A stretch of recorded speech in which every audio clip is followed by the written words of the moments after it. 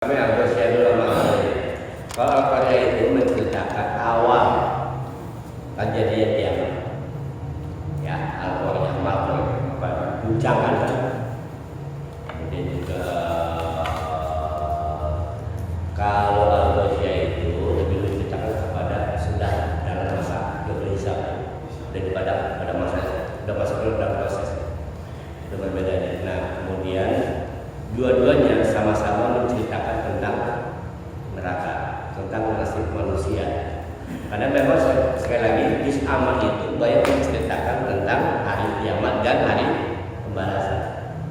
Karena umumnya surat-surat ini adalah surat-surat Makkiyah. Surat Makkiyah itu kebanyakan surat-surat yang bertepatan dengan apa? Berbicara tentang surga dan neraka. Karena memang saat itu masih bermain tauhid. Ya, bermainnya tauhid. Beda dengan Madaniyah, Madaniyah sudah main hukum, ya. Nah, kemudian, orang-orang yang tidak percaya dengan berita-berita neraka sudah jelas, ya. Berarti dia sudah menentang Allah. Oke, kalau kata orang-orang yang bilang sekarang itu neraka dan surga hanya sebuah cerita. Tapi nanti di akhirat dunia hanya sebuah cerita. Kalau bilang hatta yakin itu artinya apa? Yakin itu artinya ya. Nah, kita disuruh beribadah kepada Allah untuk sampai kata sampai kiamat. Maka sebelum itu dalam hal lain innal jannatu haq wal mautu haq wan naru haq. Sesungguhnya kematian itu hak, benar. Surga itu benar, neraka itu benar. Nah, orang-orang yang tidak menghindarkan ini semua, maka anzaltuhum amlam tunzilum lalu itu. Yang begitu nanti dia apa? Sumum bukumun pengunjung fahum akan dibutakan hati oleh Allah Subhanahu wa Ta'ala. Jelas ancamannya ada. Kan orang-orang gini Pak sebenarnya kalau kita pakai logika ya, anak kita nggak percaya kalau kita hukum, lo kalau kakak sembahyang gue nggak kasih diri, misalnya gitu, kita aja begitu, kesel lagi. Padahal kita benar, kita nggak main. Allah itu menceritakan, mengasih kabar tentang surga neraka itu nggak sekali dua kali. Itu berkali-kali. Kalau kita berpikir lebih jauh, kenapa harus ada surga dan neraka? Ini sebagai bentuk keadilan Allah Subhanahu wa Ta'ala. Allah itu memasukkan ke neraka itu bukan Allah nggak sayang kepada hambanya. Justru Allah yang membuktikan kita itu bekerja untuk apa? Dalam dunia kerja kita mengenal ada punishment dan reward, gitu kan deh? Ada reward dan punishment. Ketika Anda berbuat baik, mengikuti aturan kantor, Anda akan dapatkan reward, kan gitu. Ketika Anda melakukan pelanggaran, akan mendapatkan punishment. Entah SP1, entah SP2, sampai SP3 sama. Inilah bukti keadilan Allah. Kita ini sholat tiap hari, bayar zakat, puasa tiap Ramadan. Masa nanti di akhirat kagak dihitungannya? Nggak enak si dong, dia sembahyang nggak ada bapain. Si pulang kagak puasa nggak ada bapain. Masa saya yang puasa juga nggak dapat apa-apa?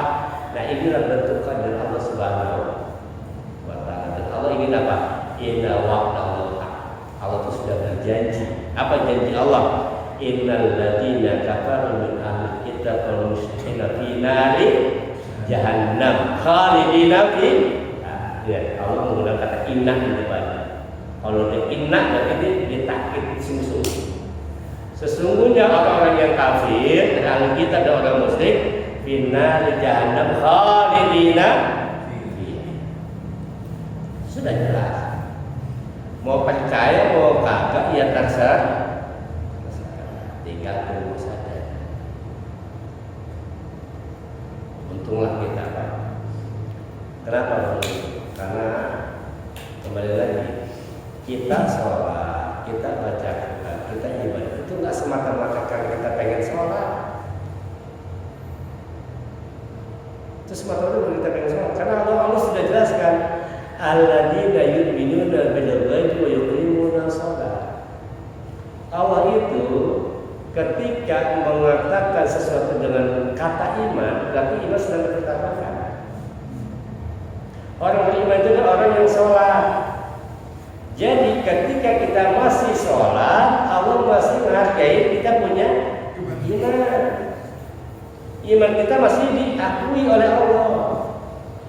Oh, iman masih ada, makanya sholat.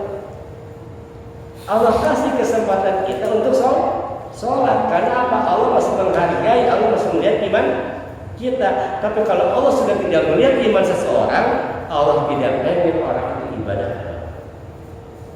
Allah nggak pengen orang itu menyebut. Allah kasih dia kesimpulan dunia. Bersyukur kita pada Allah Subhanahu Wa Taala.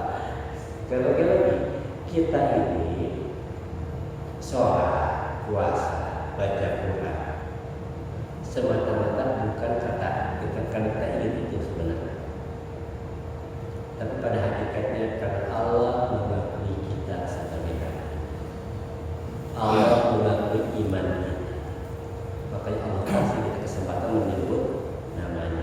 Berapa banyak orang yang ngaku Islam di KTP Islam, ngaku beriman, tapi Allah nggak kasih orang itu untuk menyebutkan. Bersyukurlah itu. Jadi makanya nggak usah sombong kita lagi ibadah, nggak usah sombong kita apa? Memang itu dari sama orang sholat Jumat kan sudah jelas ayatnya.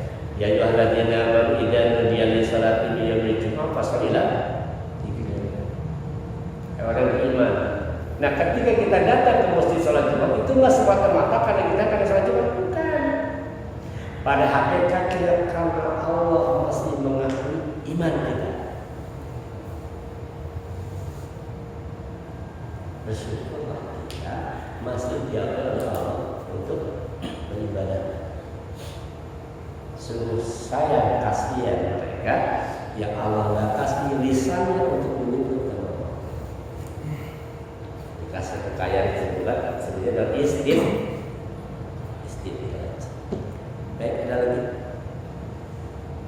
Ya, mengerti. Apakah bangsa jin juga diperlakukan seperti sama manusia? Ada juga dan neraka. Bangsa jin diperlakukan sama seperti manusia. Ya. Apakah bangsa jin itu masuk dalam surga dan nerakanya Allah? Ya.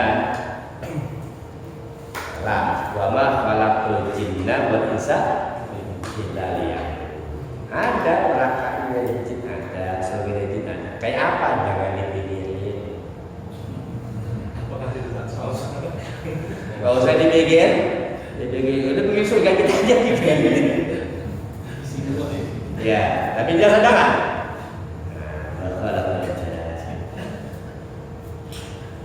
Kalau tidak ada neraka buat jin, Allah bakal mewajibkan ibadah kepada Allah. Karena Allah minta jin dan manusia cuma satu, apa? Ibadah.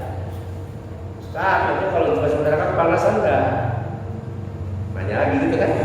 Kan jin dari api, jin dari api, kayak kepanasan enggak? Gampang itu. Bapak punya celana kodok, punya bagalan kepala, sakit enggak? Takut cadangan dari sana atau gampang orang glopok sakit nggak Pak? Sakit nggak? Bapak ada nggak Pak? Tanah sama sih dari masa tanah sakit? Jadi kalau orangnya ya lanjut tuh jin bakal neraka nggak panas dan api banget api nggak panas ya sama kita dari tanah. Nah, kalau saya kalau kasih contoh tuh nggak usah pakai ada tanah tinta kering kita tuh nggak usah, gaplok aja, glopok gitu kan. Sakit nggak? Sakit lah Pak. Nah kan kulit ini apa? Kulit juga sama kulit. Kulit itu apa kulit? Sakit nggak? Sama tempat pun demikian. Intinya jin itu ada surga dan neraka. Kan pernah dulu biangnya jin nongkrong di surga. Siapa tuh? Aja belis, ya. Pernah masuk? Cuma dikeluarkan sama Allah gara-gara tidak mau sujud. Jadi syarat surga cuman sujud. Itu Pak. Ya, iblis diusir dari surga karena tidak mau sujud. Orang kalau mau di surga berarti harus mau sujud. Kalau ada orang yang nggak mau sujud berarti nggak mau masuk surga. Ya gitu aja simpel. Ya. Mau puasa bodo amat, zakat bodo amat, penting sujud. Nggak ada sujud itu sebagai modal. Dalam hadis lain disebutkan sholat sebagai amal utama. Sholat sebagai amal utama. Dan kata lain sujud. Intinya sujud adalah syarat utama menjadi hamba Allah. Kita bahas kepada apa aja kan? Fadkhuli fi ibadah, masuk dulu dalam hambaku. Apa bukti masuk dalam hambaku? Apa sujud? Kalau sudah menjadi hambaku baru wadkhuli jannah. Wadkhuli fi ibadi, jadilah hambaku dengan cara bersujud.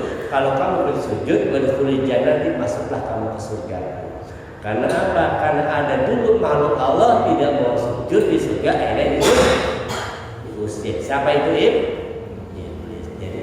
kalau bapak ingin masuk surga, ibu pengen masuk surga, anak pengen masuk surga, suruhlah mereka bersujud. Semoga keluarga kita, diri kita, istri kita semuanya mau bersujud kepada Allah, sehingga nanti bisa kumpul kembali bersama keluarga di surga Allah Subhanahu. Enak gak? Kumpul sama anak istri di surga, enak gak? Insyaallah. Ada lagi? Cukup ya? Cukup. Insyaallah mudah-mudahan kita termasuk golongan orang-orang yang Allah pilih untuk senantiasa membaca diri kita dengan rahmat Allah, dan seluruh badan kita Allah berikan kenikmatan kehidupan Allah Subhanahu wa taala sampai kapan? Sampai akhir. Tetap dalam